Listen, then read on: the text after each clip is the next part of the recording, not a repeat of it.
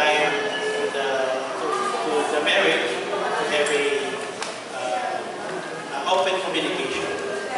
And na-enjoy nyo ba yung mga exercises and assignments? Did you did your assignments now? And the second topic is the art of communication.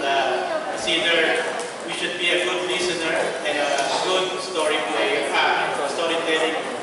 person. No? Nahirap kasi i-convey yung communication. Kung ikaw mismo, hindi mo ma-express yung sarili. So the importance ng talk na yun is to give a relevant and a clear explanation of everything. And the listener naman should listen properly. That's the main. Well, today, ang weird, no? Last week, remember? Napakainit dito. Diba? The weather is so weird. Tapos ngayon, maulan na. Grabe yung changes na nangyari. Just the span of 1 week. Kaya yung next speaker natin, walang pagbabago. Yung pagmamahalan nila, hindi nagbabago. They've been married for 23 years, right? 23 years. And they have 4 children. 3 of them are women, and 1 is really a grown-up guy now. Then they've been married for 23 years. They've been members of ang ligaya ng Panginoon. Let us all welcome Dr. Lito and Bless Saquilayan.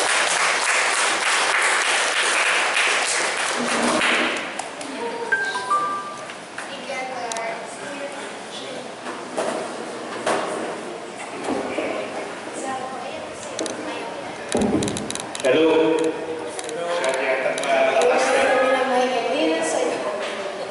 Good afternoon to all of you, brothers and sisters. Actually, kanina si Edgar already introduced us. We've been married for 23 years, and our relationship is getting stronger. I think itong marriage course kasi is a good way of really strengthening our relationship with each other, di ba? Yes.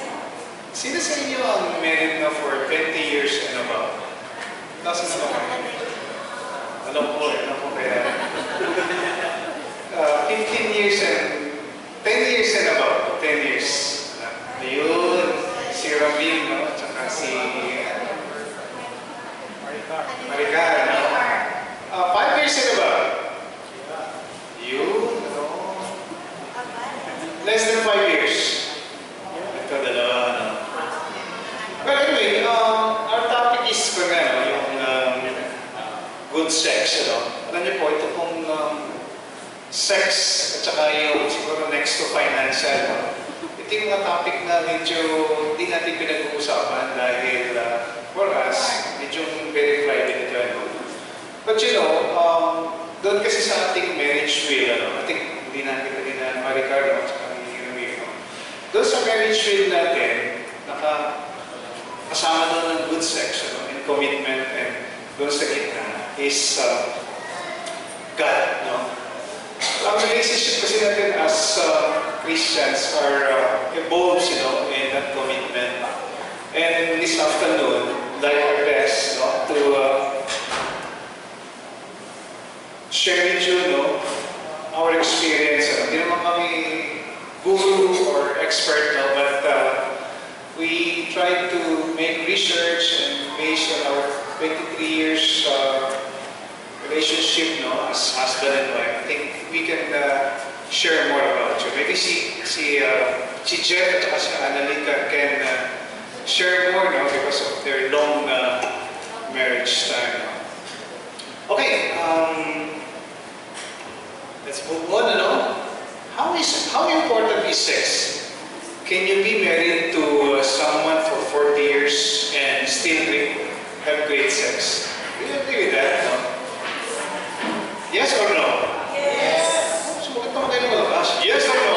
Yes. Yun, tayong TV, gusto ko kasing makakonik kayo, let's try to be tayong mahiya, because this is a topic that would be sumasandal tayo sa mga Christian teachings about sex. sex is not dirty, right? Yes. Sex is a gift from God that each and every one of us as married couple should enjoy. Okay? So, ang sex kasi walang katapusan, no? Because even though sex is not really the physical act of sexual intercourse, no? That's not the meaning of sex. No? Because as we talk later, no, makikita nyo about the concept, no, yung mga myths, mga paniniwala natin about sa sex, at saka yung how God views sex. Ito yung mga myths, ano? Ito yung mga paniniwala natin about sex, no? Sex daw has little to do with relationship and intimacy, no? Yan kasi yung paniniwala naman, no? And, before I start, there was one study, conducted by si Judith Wallerstein kasi is a professional psychologist, researcher, at saka siya yung expert in divorce, no? And sa kanyang study, lumabas na ang key findings is, sabi niya nito is, a richly rewarding and stable sex life is the central task of marriage. Ulitin ko, no? Sa study niya daw is, a richly rewarding and stable sex life, no, is the central task of marriage. Meaning to say, this is really very important for couples, no, regardless of the age. Because I think tao tayo at meron tayong emotions at meron din tayong needs of fulfilling the sexual desires. No? So, sex has little to do with relationship.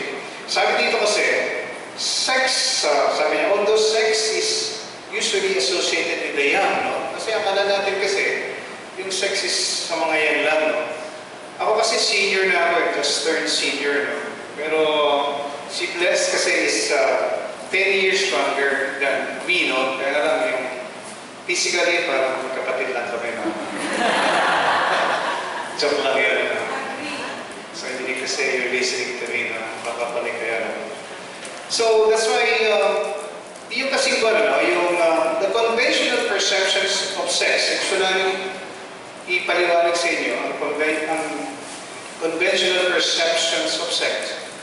To what is the fundamental view of sex, which is sex is a gift from God to married couples of all ages.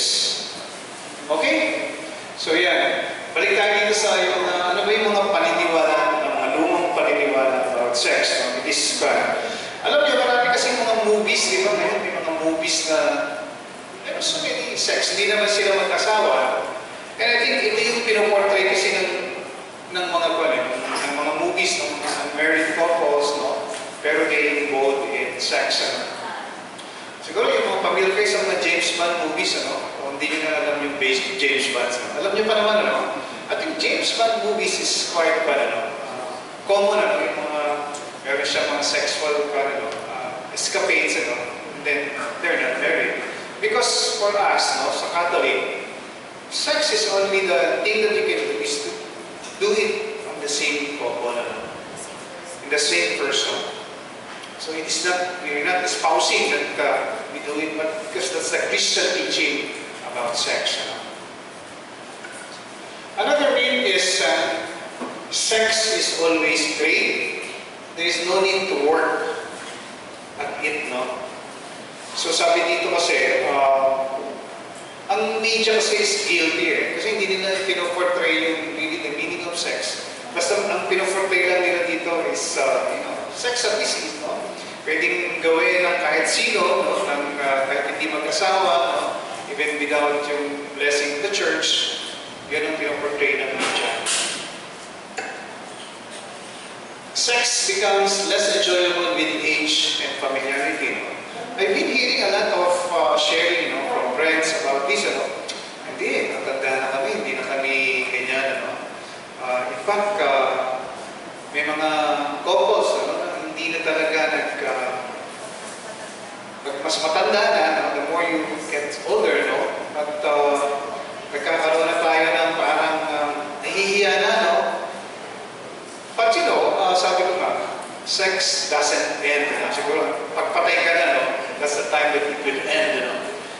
less enjoyable daw with age and familiarity. Do you agree with that, brothers and sisters?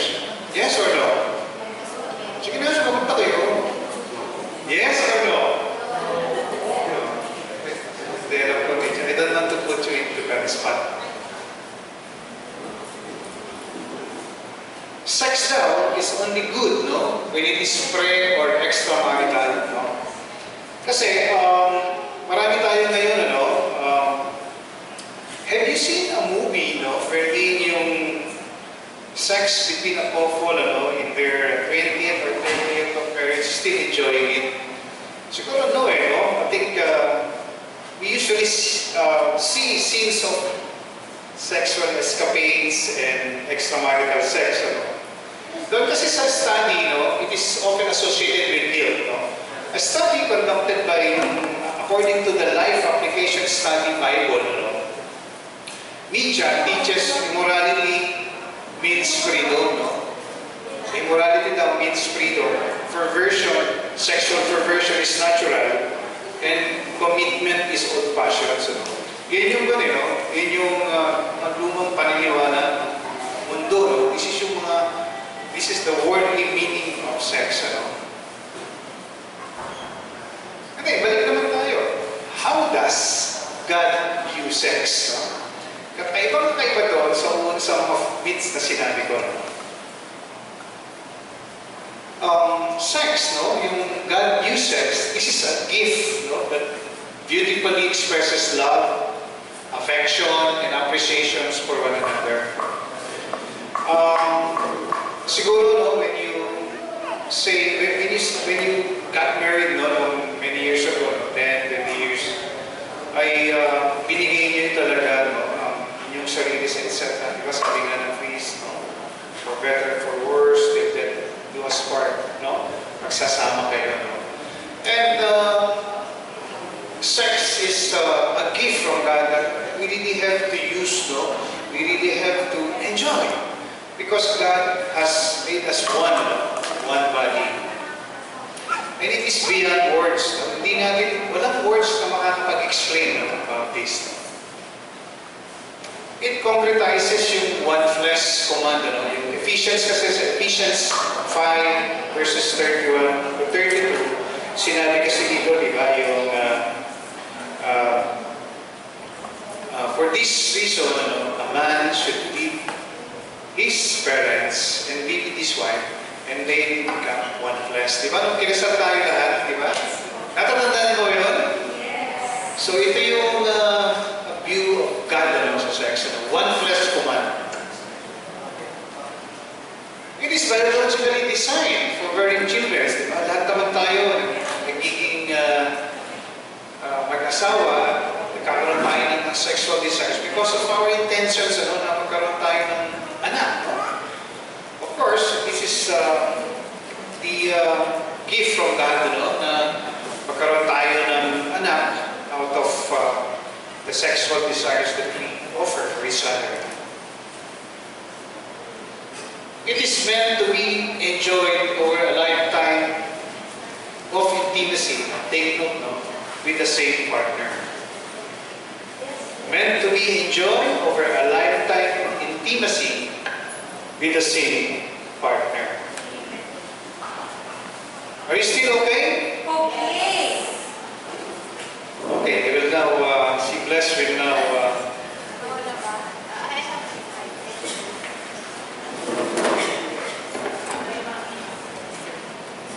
Sex is vital to a marriage. When you say vital, it means it is extremely important or needed in order for you to live. Di ba tayo sa body natin, meron tayong mga vital organs, like yung mga brain, heart, yan. So, pag ang isa doon nag-malfunction, pwede mo ikamatay, di ba? So, sex is the same thing. Pag hindi maganda yung sexual intimacy niyo mag-asawa, pwede kayo magka-problema sa married life niyo. Okay, so, as we go on sharing our insights, sana maintindihan nyo how your sexual intimacy can replenish your emotional reserves. Yung mga pagmamahal nyo sa isa't isa, nire-replenish yan because of your sexual intimacy. And it can strengthen your emotional bond. mas nagiging bonded kayo mag-asawa. Na-mention niya lang kanina si Judith Wallerstein, di ba, yung psychologist and researcher. Sabi niya, ang sex daw dapat merong delicacy. Ibig sabihin, dapat pleasing siya to both you and your husband or your wife. Dapat pleasing siya to both of you or kaaya-aya siya para sa inyong dalawa. Dapat din daw, there should be sensitivity. Dapat alam mo kung kailan gusto ng asawa mo or ayaw ng asawa mo or kung kailan pwede at hindi pwede ang asawa mo. Yun yung sensitivity. And then, there should be patience. Patience until you achieve the right formula that is acceptable to both of you. Yung formula that will make you happy or contented with your sexual intimacy. And syempre, for you to achieve all those three, you have to have your partner in mind. Hindi yung sarili mo lang. Diba? Para magkaroon ng delicacy, sensitivity, and patience yung sexual intimacy nyo. Dapat iniisip mo yung partner mo. Okay? And don't worry, kasi sabi ni Judith Wallerstein, everything is subject to trial and error, problems, and breakthrough. Okay? Ang sabi dito, sex is vital to a marriage. It is not just icing on the cake. Ibig sabihin that sex is not just one of the benefits that we get from being married. Hindi yan benefit lang for being married. It is an act that helps you and your spouse build a growing intimacy with each other. So, mag-grow yung intimacy niyo with each other. How does it happen?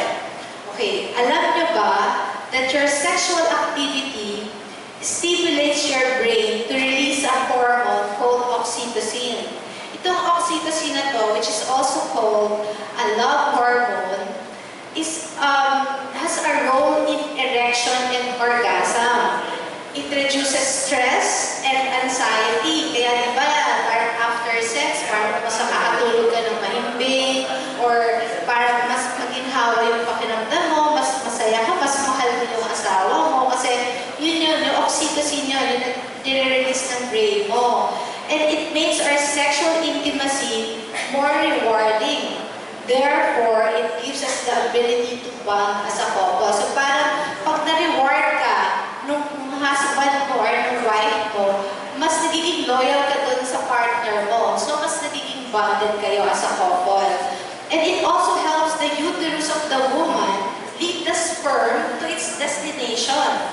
Meron din siyang role dun sa woman and helps activate the men's reward center. Yung brain nila, may reward center yan. Na-activate yung reward center nila. And they become monogamous. Tama, monogamous. Hindi naman natin sinasabi na polygamous ang men, di ba? Pero, kasi alam mo yung pagka they feel rewarded with you, then they become loyal to you.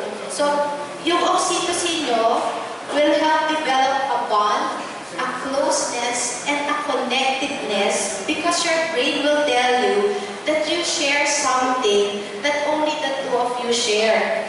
That brings fun and enjoyment to both of you. Okay? Yun yung dahilan nun.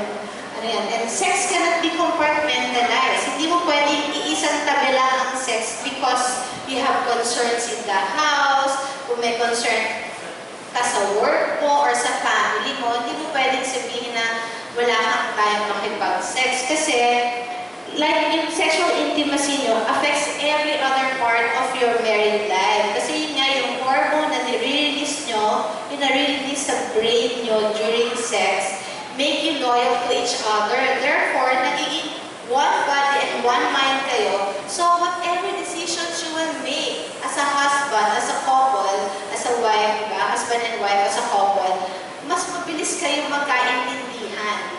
So, hindi siya naka-compartmentalize. In fact, it helps a lot for both of you to make the one decision, for both of you to agree on something.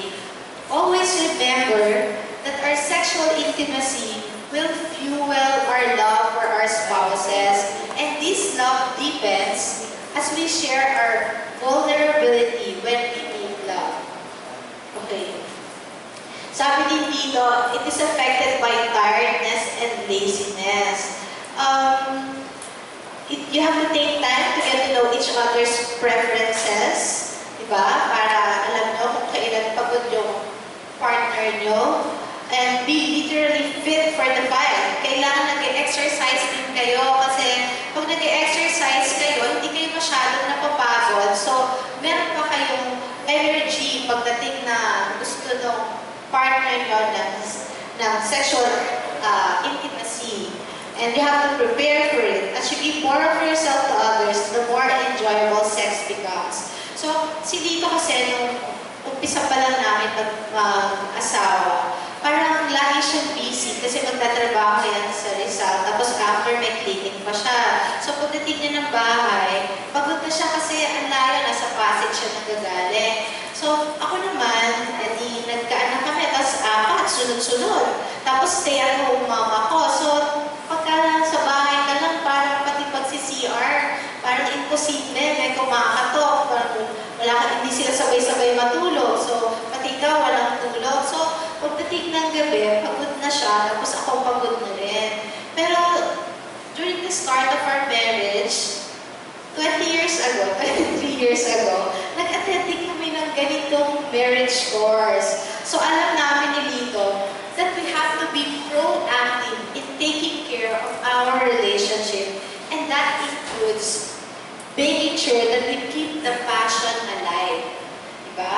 Kasi nga, this passion will bond us together and will make our marriage stronger. So kayo din, dapat i-career nyo yun.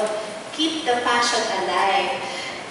Tapos, so, dahil na alam namin na gano'n, we have to make sure na nothing can keep us away. So, nagkaroon kami ng compromise and a conscious decision to find time for our sexual intimacy. So, minsan pag pagod siya, matutulog muna siya. So, kung nakatulog siya, nakapagpahinga din ako. So, ibig sabihin, inisip kami sa madaling araw.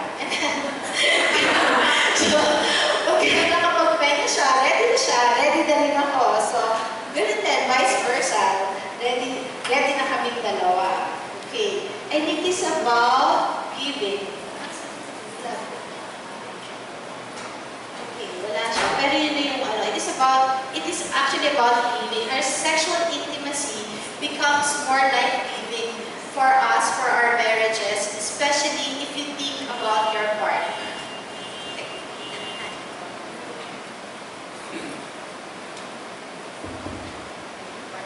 Working out problems, Alam niyo po mga kasama, ang pagiging asawa, wala namang talagang perfect relationship, And there are also problems that happen, Kasi maraming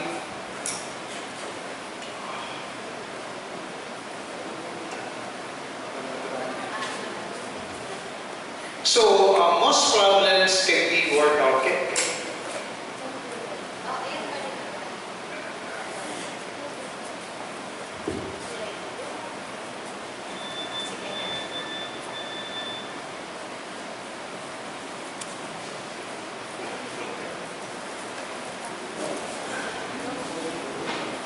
Most problems daw can be worked out, So, meron po akong isang isang kakilala na couple, they've been married for many years, And then, meron pala silang problema, Yung palang yung guy is a gay. So, siguro marami din na marami ng mga ganitong istorya. So, yun, ay problema din ng mag-asawa, di ba? Siguro, kung makakita kayo ng ganung scenario, parang bigat, judgmental agad tayo, But the problem dito yun, meron din kaming kasama, na kasi I'm a doctor in my profession, that's why I have some access, to this kind of stories. And our problem, dapat daw, problema yung dalawa at hindi mo problema, Kasi marami kasing mga things, Katulad nung binanggit kong yun, they've been married for, I think, 7 years. And then, only to find out, dinisclose nung husband sa kanyang asawa na gay siya. Kasi ngayon, marami na naman gay Meron din problema na yung marital, extramarital affair is one of the, siguro, I think the most problematic issues between couples. And ito kasi, we have to bring problems into the life. Di ba? Sabi nga nila, that truth will set you free. So, these areas, ito mga problema na ito, dapat pinag-uusapan yung dalawa. From the medical point of view, meron na ding, as we go older, sometimes yung ating sexual desires hindi na ganoon ka-increase, kalakas, And then we've seen a lot of friends, consulting about your erectile dysfunctions.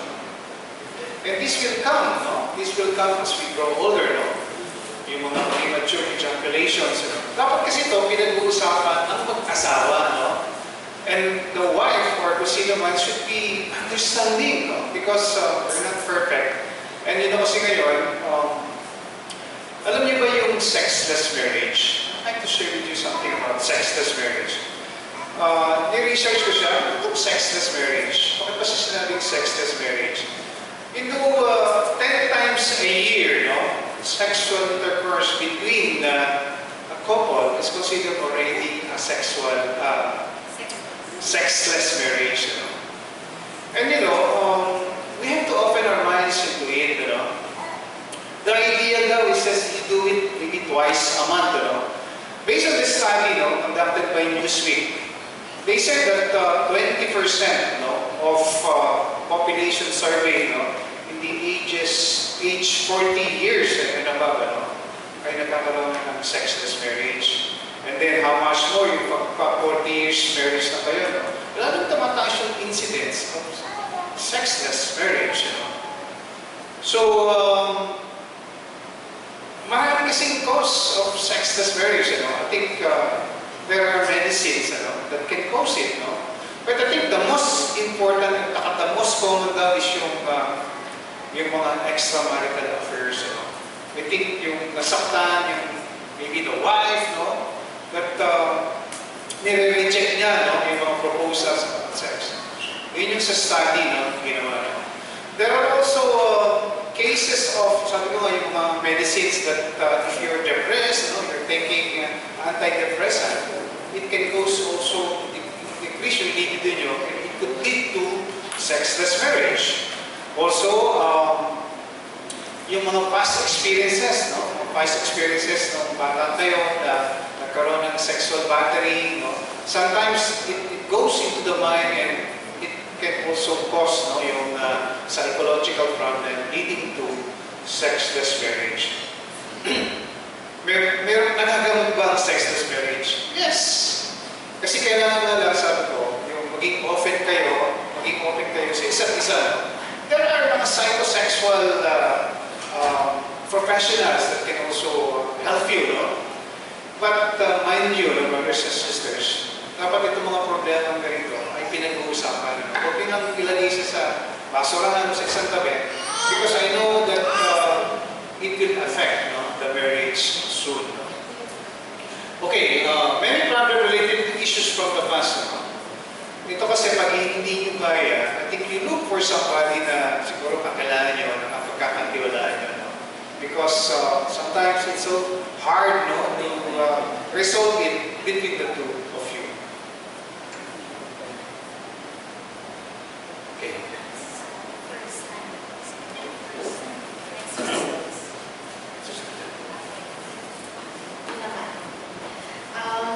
Now we're going to share with you 6 ways to improve your relationship as husband and wife, as lovers. And katulad kanina, minimension na ni Lito na dapat pag-uusapan nyo. So, yun ang number 1 na makaka-improve ng sexual intimacy ng mag-asawa. You have to talk about it. And I think one of the courses in this marriage course will be encouraging all of you to have a marriage time. Ibig sabihin niyo, magkaroon kayo ng oras para sa inyong dalawa lamang. Na pag-uusapan nyo lahat ng mga concerns nyo bilang mag-asawa. And dapat kasali sa mga concerns sa pag-uusapan nyo ang inyong sexual intimacy. So, ano ano ba yung mga dapat yung pag-usapan? Siyempre, you have to put in mind what Judith Wallerstein shared with us, that dapat yung sexual intimacy nyo, meron ulit delicacy, sensitivity, and patience, diba? So, dapat meron doon. Tapos, minsan, kung ano yung mga concern nyo during your sexual intercourse, sabihin nyo sa asawa nyo. Kasi minsan din, in a couple, merong magkaiba kayo ng sexual appetite. Merong mas high ang sexual appetite, tapos yung isa, mababa ang sexual appetite. Okay kung pareho kayong high or pareho kayong low, so magkakasundo kayo. Pero most of the time, hindi kayo pareho. So you have to talk about it. Yung frequency ng being together nyo, yung sexual intimacy nyo, is one of the topics that you should talk about. So ano pa yung dapat pag-usapan nyo? Ano yung mga foreplays na gusto nyo? Kasi baka mamaya ayaw nyo naman ng foreplay na ginagawa ng asawa nyo, di ba? So kailangan sabihin nyo yun sa asawa nyo. Alam nyo naman kung ano yung foreplay, di ba? Hello? Alam nyo? Apat na laro. Foreplay, yun yung ginagawa nyo before the act itself para ma-arouse yung partner nyo. Kasi baka mamaya ayaw nyo pala. So you have to tell your partner anong foreplay nag-lead sa inyo into arousal. Okay? Kung ano yung gusto nyo. O pwede rin new sexual position na gusto nyo i-try. Diba? Pag-usapan nyo rin yun. Tsaka, hindi lang gusto nyo i-try. Dapat acceptable to both of you. Dapat nagkasundo kayo na itatry nyo yung sexual position na yun. Kasi baka ayaw naman ng partner nyo. So, kailangan magkasundo kayo doon. Or new ways to create a romantic atmosphere. Kunyari, yung ayaw mo pala ng may ilaw. Gusto ng isa may ilaw. Magkasundo kayo, dim na lang. May konting ilaw. Gana.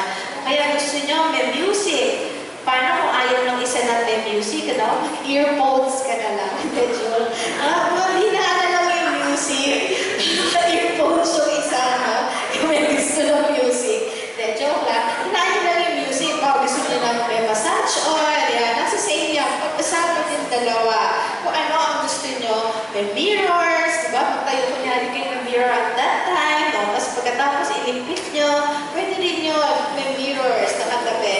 Hindi nyo lang pag-uusapan kung saan. Sa bedroom, ganyan, or sa banyo, kailan, sa gabi, sa madaling araw, sa tanghali, or kung paanong paraan. Pag-uusapan nyo din, kung pag may nag-excuse, sabihin, ay, hindi ko pwede tonight. Dapat kasama yun doon sa napag-usapan nyo during your marriage time. So, pag-uusapan nyo rin kung kailan pwede at hindi pwede. Okay? Kailangan pag-usapan nila. On top of it all, basta always be considerate and sensitive with the needs of your partner, of your spouse. Kasi di ba love natin ang mga spouse natin. And one more thing, you shouldn't talk about it. Pag nasa bed na kayo, huwag sasabihin doon na, ay, ayoko ng ganyan.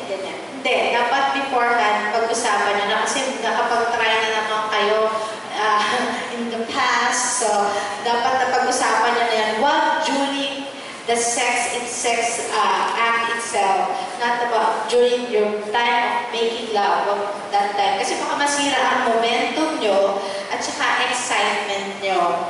Tsaka, not when others can hear you, yung wala sa date kayo sa restaurant, tapos yun yung topic nyo, tapos nadidinig kayo ng katabi nyo, nakakahiya, di ba? Wag naman, baka ma-offend sila. Or, wag pag may mga bata. Asan mga bagets? Wala sila ngayon. So, wag pag may mga bata, kasi not for kids' ears yet. Not yet. So, yeah. Differences daw between sexes, ang men daw ay focus on sex. Ang women focus on romance. Kasi ang mga babae ay may kasamang feelings at kanilang pakikipag-sex nila sa husband nila. Tapos ang mga men, go for goals. Talaga, diretso na sa goal ang mga gusto niya mga yan. Pero ang women, gusto nila may process.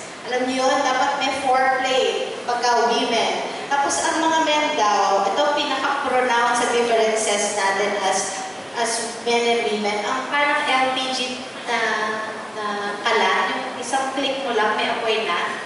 Diba? Tapos ang mga babae naman, parang electric stove. Wala naman kami electric stove. Pero ang electric stove kasi, pag inon mo, ang tagal-tagal na, malamig pa rin, ang tagal magluto. Pero tapos pag pinatay mo, ang tagal mo nang pinatay, mainit pa rin. Ayan, ganyan ang mga babae. So pwede din mag-second round agad.